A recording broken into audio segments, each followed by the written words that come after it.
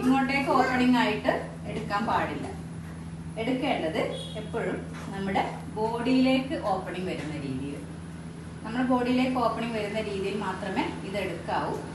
ഇത് വർക്ക് സ്പേസിൽ വെക്കുക, പതിയെ അൺറോൾ ചെയ്യുക.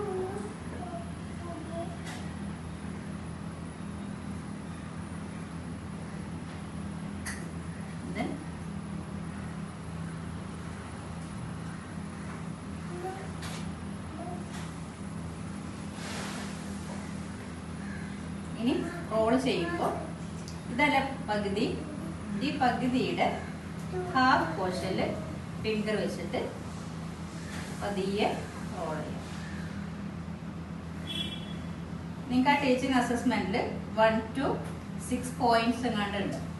ഇത് ഓരോ മെത്തേഡും കൃത്യമായിട്ട് കാണിച്ചു കൊടുക്കുന്ന രീതിയിലാണ്. 2 വിരൽ യൂസ് ചെയ്യാം, മൊത്തം വിരൽ യൂസ് ചെയ്യാം കേട്ടോ.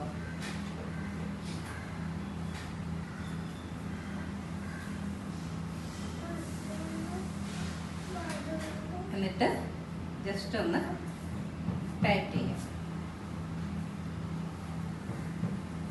ഈ ഒരു ആക്ടിവിറ്റി കഴിഞ്ഞതിന് ശേഷം മാറ്റ് പ്രിപ്പയർ ചെയ്യാം. വളരെ ഇമ്പോർട്ടൻ്റ് ആണ്, കാരണം നമ്മുടെ